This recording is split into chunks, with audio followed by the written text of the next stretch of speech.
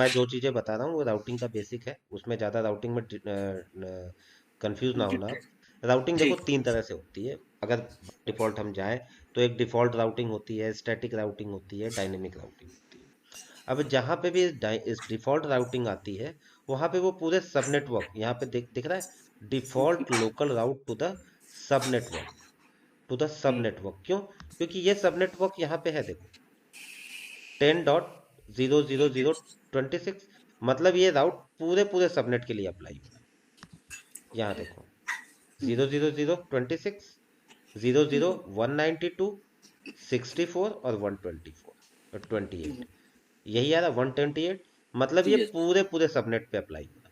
ये हमारे चार अलग अलग सबनेट हैं, तो जो भी ट्रैफिक आ रहा है डिफॉल्ट राउट उस पूरे सबनेट पे ही लेके जा रहा है इसको। ठीक है, ऐसे ही मेरा जो पियरिंग राउट आ रहा है, अब पियरिंग हमने कहाँ किया, बीपीसी वन को किया, तो यस। बीपीसी वन कैसे जाएगा, ये पियरिंग यहाँ से चली, ऑटो जनरेटेड राउट बाय सी क्लाउड शिक्षा टू सीटी, मतलब इस प्रोजेक्ट से दूसरे प्रोजेक्ट में जा रही है, और दूसरे प्रोजेक्ट में जा रही है तो वहां का आईपी ले रही है, आईपी ले आईपी लिया पे इसने। अब जाएगी। आईपी कैसे ले लिया, अब हम इस पे फिर से जाते हैं क्लाउड शिक्षा पे। तो जो पियरिंग राउट क्रिएट होता है वो उसके जितने आईपी से। सबनेट होंगे उस बीपीसी में, उन सबके लिए एक पियरिंग राउट क्रिएट होगा। तो यहाँ पे देखो पियरिंग राउट में एक दो तीन चार क्रिएट हुए हमारे, और चारों का अलग आईपी अलग। 10.110, 10.164, 192, 128। Okay, three. ठीक। आगे का तीन जो है वो ले रहा है पूरा।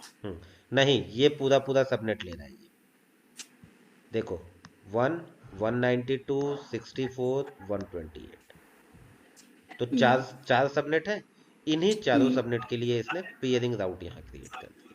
अगर यही चीज मैं बात करूं कि बीपीसी पे आते हैं यहाँ पे, अब यहाँ पे देखो मैंने बीपीसी वन से क्रिएट किया है इसके बीपीसी वन पे, ठीक है।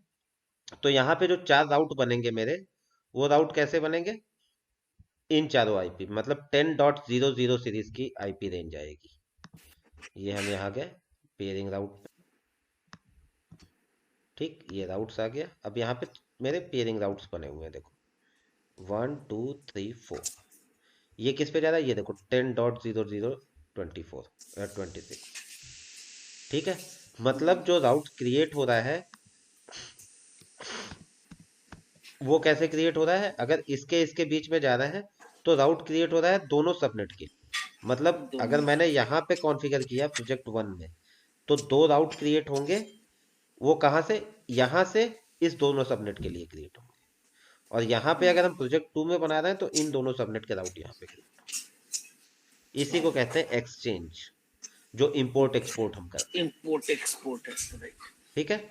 इसके बाद अगर मुझे मान लो राउट क्रिएट करना भी है, सपोज, तो हम राउट्स पे जाएंगे। फायरवॉल का आपको एक सैंपल दे चुके हैं जब आपने आईएपी के लिए फायरवॉल क्रिएट किया था। तो अब राउट पे जाते हैं, तो राउट पे हम प्रायोरिटी वैसे ही देते हैं, मान लो हमने यहाँ पे कुछ भी दे दिया, नेम, डिस्क्रिप्शन, कौन से बीपीसी से कौन से सबनेट से ले रहे हैं, ये प्रायोरिटी आ गई। ठीक। अब हमें प्रायोरिटी अपने अकॉर्डिंग हम, जब हम राउट्स क्रिएट कर रहे हैं, तो हम अपने अकॉर्डिंग उसमें प्रायोरिटी देते हैं, जितनी मिनिमम प्रायोरिटी होगी उतना उसकी अप्लाई, वो पहले अप्लाई होगा। ठीक है। ऐसे ही अगर मैं फायरवॉल पे जाता हूँ, तो फायरवॉल पे भी क्रिएट फायरवॉल, और यहाँ पे भी प्रायोरिटी है। ठीक है।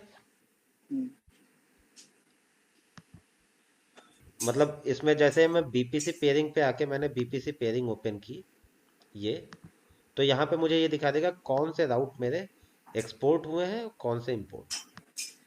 तो ये मेरा प्रोजेक्ट वन का जो क्लाउड शिक्षा है उसके आईपी एड्रेस है, और ये इंपोर्ट हुए हैं प्रोजेक्ट वन से प्रोजेक्ट क्लाउड टेस्ट के लिए, और यही एक्सपोर्ट क्या हुए हैं कि अब क्लाउड टेस्ट के जो आईपी सबनेट है वो हमारे ये वाले वो उधर चले गए। तो इनकी वजह से ही हमारा जो राउटिंग क्रिएट होती है, पेयरिंग राउट, वो क्रिएट होता है। ठीक है, वो ऑटोमेटिक जैसे ही आप पेयरिंग करोगे ऑटोमेटिक पेयरिंग राउट्स बन जाता है। ठीक है। Yes clear. अब ये डिफॉल्ट राउट है, हम जो राउट क्रिएट करते हैं वो डायनेमिक राउट। अब देखो डायनेमिक राउट है, पेयरिंग राउट है, तो हम जो क्रिएट करेंगे वो डायनेमिक राउट है। अभी डायनेमिक राउट कुछ भी क्रिएट नहीं हुआ और पेयरिंग राउट क्रिएट हो चुका है। तो ठीक, फिर हमने तो पिक हम जो जो मैनुअली हम क्रिएट करेंगे दैट इज डायनेमिक राउटिंग। ठीक है, यस। तो आज के लिए इतना ही, और बाकी